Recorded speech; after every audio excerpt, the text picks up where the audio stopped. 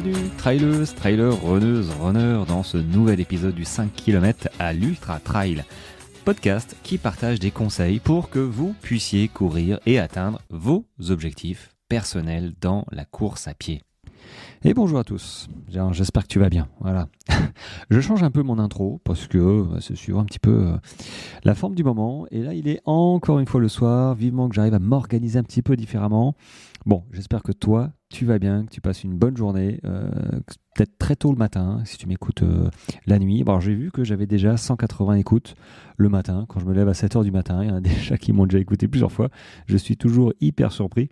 De nombre d'écoutes comme ça, donc je me dis qu'il y a quand même pas mal de gens qui bossent la nuit, donc écoute, si c'est ton cas, courage, bravo en tout cas, parce que je sais ce que c'est que de bosser la nuit, hein. J'ai fait la marine où on avait des horaires un petit peu atypiques et c'est pas facile, c'est pas évident.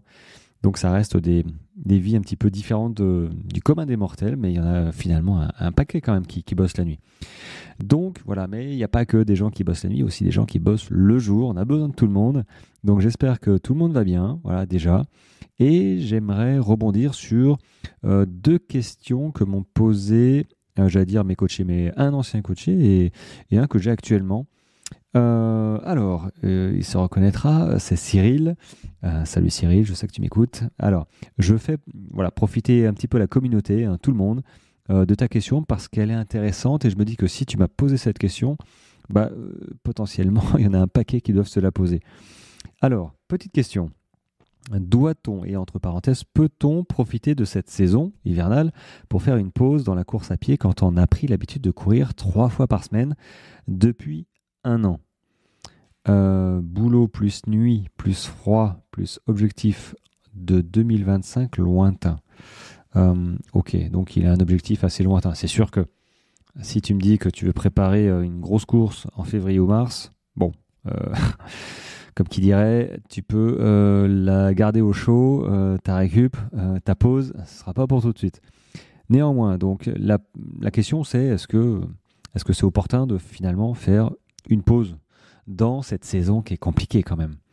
Alors, c'est compliqué de courir l'été, de se motiver parfois avec la chaleur. Ça devient même ultra difficile hein, de préparer un marathon, préparer un trail, un ultra, quand on a des chaleurs écrasantes. Et il faut faire avec. Mais par contre, l'hiver, waouh, c'est chiant quoi. Enfin, c'est chiant. C'est hostile. Ouais, c'est hostile. Déjà, tu es un peu plus enrhumé, c'est la saison où voilà, tu as le nez pris, là ça commence à cailler, il pleut, il y a du vent, il y aura bientôt de la neige, du gel. Donc là aussi, c'est une épreuve que de continuer à courir, d'avoir cette régularité de course à pied, quand on sait qu'on va un petit peu ramasser, et qu'en plus, à 17h30, il fait nuit, moi à 8h, il fait pas encore jour.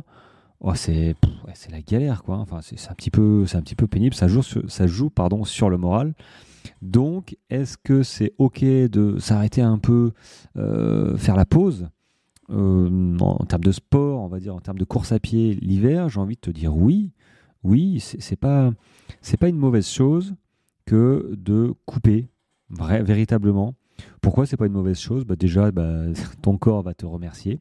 Hein, même si la reprise ne sera pas foufou, hein, ne sera pas fofolle plutôt. Ce sera pas agréable forcément. Les premières sorties sont jamais hyper agréables. On se dit waouh, j'ai perdu tout mon niveau. Oh là là, ça va être la galère. Mais bon, t'inquiète pas, le corps il l'oublie pas. Alors tu reviendras, il n'y a pas de problème. Donc c'est bien. Le corps se met au repos, se régénère, reconstruit ses fibres. Il s'abîme pas. Donc ça c'est plutôt cool. Et puis il y a aussi l'aspect mental qui est quand même. C'est hyper important, c'est presque plus important que le physique, même si les deux sont liés. Parce que quand physiquement tu es un petit peu atteint, le mental, tu traînes un peu la patte et tu as moins de motivation, donc c'est plus compliqué, voilà. Et inversement, quand ça va pas dans ton boulot, dans la famille, tout ça, t'as pas forcément envie d'aller courir. Donc les deux sont liés, mais c'est vrai qu'une coupure, là comme ça l'hiver, 2, 3, 4, 5, voire 6 semaines. Il y en a qui arrêtent beaucoup plus. Hein. Les pros, les élites, il y en a qui coupent. C'est bien pour mentalement. Tu as envie après de rechausser les chaussures. Tu as de l'envie, tu vois. Parce qu'au fur et à mesure, l'envie s'émousse. J'en suis presque la preuve vivante. L'envie s'émousse petit à petit et même si je cours cool tout le temps, je cours régulièrement, je cours ce que je juge plutôt pas mal avec une foulée qui protège mes articulations. C'est pour ça que je suis quasiment jamais blessé. Je mets assez peu d'intensité dans mes sorties aussi, hein. Je privilégie l'endurance. Les séances de côte, bon, on verra ça un petit peu pour plus tard, mais pour l'été, tu vois. Donc, s'arrêter un petit peu comme ça, ben, c'est pas mal. C'est bien, voilà, c'est bien. Néanmoins, je parlais des élites, ben, en fait, ils s'arrêtent. Ok, ils s'arrêtent de courir, mais ils continuent de faire un sport. Ils coupent pas, ils sont pas en vacances, quoi. Ils font du ski de fond, ils profitent pour faire une autre activité qui protège leurs articulations, mais qui développe quand même leur volume et qui entretiennent leur volume tout court en fait, hein, d'effort, hein, tout simplement à la semaine. Donc les intensités sont peut-être différentes. Est-ce qu'elles sont plus ou moins? Je ne sais pas. Mais toujours est-il que le corps subit des traumatismes différents de la course à pied. Donc il le repose quand même. Il travaille le foncier, véritablement, on va dire la résistance globale, la résistance musculaire, mais ils allègent la charge sur les genoux, sur les chevilles. Ce sont des sports, je pense au ski de fond. Ski de fond, c'est excellent, hein, ou le vélo, mais bon, on va faire du vélo sous la flotte l'hiver. Bon, moi, je passe mon tour, hein. J'ai tout ce qu'il faut, hein, mais par contre, je suis en vélo de route, sur mes petites routes un peu mouillées, j'ai pas envie. Bon, après, c'est voilà, j'ai un mental de chips, hein, pour le coup. Mais ouais, si tu as moyen de faire un sport comme ça, tu peux même te mettre à la natation. Bref, un sport un petit peu tierce, hein, j'ai envie de dire, un sport croisé, mais tu croises pas avec la course à pied. Tu laisses ton corps te reposer, se reposer, et il va te remercier quand tu vas reprendre. Bon, tu vas pas t'en apercevoir que c'est bien parce que tu vas un petit peu te dire, waouh, j'ai perdu tout mon niveau, j'ai l'impression de tirer une caravane. Ça me fait ça de temps en temps. Mais non, je te promets que dans l'envie, tout ça, c'est bien aussi de couper comme ça. Donc, Cyril, tu peux couper avec plaisir. Ça permettra de découvrir d'autres sports peut-être. Après, c'est toi qui vois suivant ton emploi du temps, hein, tout simplement. Donc c'est plutôt une bonne chose. Et maintenant, j'ai reçu une deuxième question ce soir d'un de mes coachés, voilà, qui a fait une super course. Il a fait une super course la semaine dernière. Il s'est fait un petit 40 km. Alors qu'il était malade, il avait une gastro 2 jours avant, il m'a dit waf. Je lui ai dit, bah écoute, tu verras le dimanche matin comment tu te sens. Et puis, bon, il a été au talent, sachant qu'il vient de commencer aussi. Enfin, il vient de commencer. Façon de parler, il a quand même fait un 40 km, donc il est plus si débutant que ça non plus. Mais quand même, c'était sa plus grande course, il me semble, hein, sa plus longue course. Et c'est pas forcément une bonne période, hein, pour se tester sur les longues courses. Moi, j'encourage les gens à faire à choisir des courses plutôt l'été. Voilà, plutôt dans les saisons où, ok, on n'a pas forcément la météo à gérer de fou, quoi. Après, ok, l'été, il y a les grosses chaleurs, il y a la déshydratation, il faut penser à boire, à s'hydrater. Ok, mais c'est vrai que l'hiver, c'est compliqué. C'est compliqué dans les entraînements et la course peut être horrible, en fait. Donc, moi, j'ai tendance à choisir mes courses d'ultra plutôt, au début du moins, plutôt l'été. Le Grand Raid des Pyrénées, le GRP, voilà, le 160, moi je l'ai fait l'été, hein, c'est fin août, et je me suis entraîné finalement mai, non, je m'étais fait une entorse, mais juin, juillet et août. Et c'était plutôt cool. Donc voilà, il a fait donc sa course qu'il a plutôt bien faite, hein, 40 km avec du dénivelé. Et là, donc, c'était la semaine dernière. Et là, il me dit, bon, petite question. Attends, hein, je suis en train de faire 2 choses en même temps. Bravo, bravo Raphaël. Benjamin, je sais qu'il m'écoute. Dis-moi coach, petit footing ce week-end autorisé, point d'interrogation. Ah, et cette question qui me vient en me disant, tiens, combien de temps il faut arrêter, combien de temps il faut avant de reprendre la course à pied après une course, et notamment une course de 40 km par exemple, mais bon, 30, 20, 60, j'ai envie de dire c'est sensiblement pareil la réponse, hein. C'est assez compliqué, il n'y a pas de... Tu vois, c'est comme l'alimentation, hein. Il y a une alimentation qui est un petit peu différente, pas pour chacun, mais quasiment. Donc là, le temps de récupération, et ça dépend un petit peu de ton niveau, ça dépend comment tu as couru ta course. Est-ce que ça fait longtemps que tu cours? Est-ce que ça fait longtemps que bah oui, tu fais ce genre de format ou c'est la première fois. Maintenant, à 40 km pour lui, sachant que c'est son premier format, je crois qu'il avait fait un 33, il me semble. Donc voilà, c'est une belle course avec du dénivelé. Bon, euh, ouais, il faut compter. En fait, il faut au moins compter une semaine, 2 semaines, voire 3 semaines, suivant comment ça s'est passé. Ça ne veut pas dire ne plus courir du tout. Ça veut dire courir une fois, 2 fois dans la semaine. C'est tout. Peut-être 3 fois dans la deuxième semaine, troisième semaine, quand on commence peut-être à avoir un petit peu plus l'habitude, s'écouter. En fait, c'est surtout ça, s'écouter, mais attention à s'écouter. Je sais que il y en a, ils s'écoutent en disant ouais, mais c'est bon, là j'ai retrouvé la forme, je pète la forme, j'ai les jambes, j'ai le mental, allez, on repart. Et là, c'est là où c'est peut-être dangereux aussi de s'écouter dans ce genre de cas, c'est que moi, je suis partisan du ressenti. Donc, ok, il faut s'écouter sur notre séance. Comment ça a été? Est-ce que j'arrive à respirer correctement pour l'endurance fondamentale? Est-ce que je suis à la bonne allure pour faire une séance de côte avec une faible pente pour courir pendant 4 à 6 minutes? Ça, ok, il faut s'écouter pour ressentir un peu les choses. Maintenant, il faut aussi mettre des barrières sur des situations bien précises.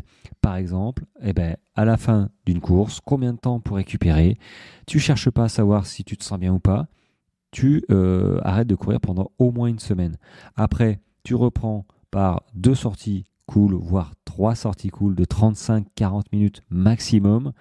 Et c'est tout. Tu te fixes ça comme objectif. Comme limite en fait. Et que tu te sentes bien ou pas bien, alors le risque c'est de se sentir trop bien. Si tu te sens trop bien, tu dis non, ok, première semaine je cours pas et la deuxième je fais que 2-3 sorties de 35 minutes. Et après, ok, tu peux retravailler. Donc il faut apprendre à se mettre des barrières comme ça sur des situations qui sont problématiques si elles sont mal gérées. À vouloir reprendre trop vite, hein, tu sais ce que ça fait. Voilà, donc tu sais ce que ça fait. Ah, ça fait une blessure au bout d'un moment, ça fait une démotivation, ça fait beaucoup de choses qui sont pas agréables pour nous, hein, sportifs. Et un bon entraînement, c'est un entraînement qui se poursuit de semaine en semaine sans devoir à un moment s'arrêter, sauf si c'est étudié, établi, prévu, voilà, dans ton plan d'entraînement, dans tes semaines d'entraînement. Donc, je vous encourage à vous fixer comme ça des barrières. Je t'encourage à te fixer des barrières comme ça, des barrières, des limites, en fait, hein, des limites hautes ou des limites tout court, pour dire, OK, là, je viens de faire mon premier semi-marathon. Pendant au moins une semaine, je cours pas, je récupère. Et si c'est un marathon, la première fois, généralement, on dit qu'il faut 1 mois, hein, pour récupérer correctement. Bon, après, avec l'habitude, on diminue. Regarde, moi, j'ai fait un 320 km la Swiss Peak début septembre. Un mois et demi plus tard, j'ai fait le 160 km du GRC. Et là, 1 mois et demi à peine, je vais faire 68 km de l'hivernal des Templiers. Donc, bon, je récupère, mais je suis en phase de récupération depuis le mois de septembre. C'est vrai que là, pour le coup, mes entraînements se limitent à reprendre le rythme, à dérouler. Tu vois, pour me préparer à mon 70 km, finalement, ma plus longue sortie a été combien, je crois, 13 km. Donc, ça va être une petite interrogation encore de courir avec Bernard et essayer de faire ces 70 km. Bon, essayer, on va les réussir, mais je sens que musculairement, je n'ai pas pu faire du renfort musculaire comme je le voulais et du coup je sens que ça va être compliqué sur la fin, mais on va courir à deux avec Bernard, ça va être sympa. Apparemment il y aura peut-être de la neige, ça va être encore plus sympa, il y aura des conditions climatiques qui vont être un petit peu difficiles, mais si c'est trop facile, il n'y a pas de saveur, tu vois. Bon, je me la pète un peu, on verra vraiment comment ça va se passer. Bon, bref. Allez, sur ce, si tu as des écoutes, si tu as des questions, tu n'hésites pas à me les envoyer, à me les poser. Normalement, j'y réponds très souvent. Fais-toi plaisir. Ça permettra de partager sur le podcast. Voilà, parce que si toi, tu as une question, hein, c'est un peu comme dans une classe d'école, quoi. Quand il y en a un qui a une question, en fait, tout le monde a la même. Mais il n'y en a qu'un qui lève le doigt. Donc voilà, si c'est toi qui dois me poser la question, pose la question et je te ferai une petite dédicace sur le podcast. Voilà, en tout cas, merci de vos écoutes, merci de tes écoutes, du partage en ce moment. Je crois que l'épisode sur les valeurs du trail a bien plu et ça, c'est vraiment chouette. Et il faut partager ce genre de valeurs parce qu'il y a besoin. Il y a besoin, et je rebondis d'ailleurs sur l'ultramarin, c'est un truc de fou, hein. Il y a eu 50 000 personnes qui voulaient participer à l'ultramarin. Alors je ne sais pas si les inscriptions sont closes, mais waouh, 50 000 personnes, quoi. C'est normal qu'il y ait des problèmes d'inscription. Ouais, je ne sais pas trop quoi dire sur cet engouement comme ça. C'est bien, mais encore faut-il que tout le monde soit entraîné, soit préparé à ça. Et je sais que j'ai Laura sur les réseaux, hein, qui a publié une story, il me semble, sur tous ces gens-là, comme ça, qui prennent des dossards alors qu'ils sont pas prêts. Ils les revendent au bout à 3 jours de la course ou à 1 mois de la course en disant je peux pas me préparer, j'ai pas le temps, j'ai pas le niveau, et ils les revendent. Moi, je trouve ça, moi, ça me gonfle en fait, hein. À partir du moment où on s'engage sur une course et qu'on est prêt à faire les efforts et qu'on fait tout pour y arriver. Donc bon, c'est pas un coup de gueule, c'est juste une constatation qui me navre un petit peu parce que voilà, quand on prend une place, quand on achète un dossard comme ça, quand il y a 50 000 personnes et que finalement on fait pas ce qu'il faut pour au moins participer à la course, on prend la place d'une vraie personne, quoi. On gâche un dossard quasiment. Donc ça fout les boules, voilà. Mais l'ultramarin, j'y suis pas encore, j'y serai peut-être jamais. Je suis pas raciste, hein, c'est juste que c'est peut-être un peu plat pour moi. Et quand je vois le nombre, ça me saoule de me battre en fait juste pour m'inscrire, tu vois. Je me dis, bon, c'est déjà la galère pour s'inscrire. Ça commence à devenir un gros truc. Ok, bon, je vais peut-être le courir en off, hein. C'est comme l'UTMB, c'est pas mal aussi en off. Il y aura moins de monde, hein. Je me prévoirai mes petits ravitaux. On verra. Mais bon, c'était juste ma petite idée comme ça, juste avant de te laisser. Voilà, te laisser. Je te souhaite une très bonne journée. Très bonne course peut-être à venir. Je ne sais pas si tu seras sur l'hivernal des Templiers avec moi. Si tu y es, n'hésite pas à me faire un petit coucou, toujours. Ça me fait toujours plaisir de rencontrer comme ça les auditeurs qui m'écoutent. Ça me permet de mettre un visage sur une communauté, en fait, hein. Ou sur un nom, voilà, c'est mieux, sur un prénom. Allez, sur ce, je te souhaite une très bonne journée. Merci en tout cas de tes écoutes et de toutes les étoiles 5 sur 5 sur les podcasts, ça c'est cool. Si t'as pas fait, je t'invite sincèrement à le faire. Ça aide le petit podcast, ça m'aide moi aussi à continuer et ça m'encourage tous les jours. Voilà, allez, sur ce, je te libère enfin, je te souhaite une très bonne journée et je te dis à demain pour un prochain numéro, une prochaine capsule, un prochain épisode. Ciao ciao.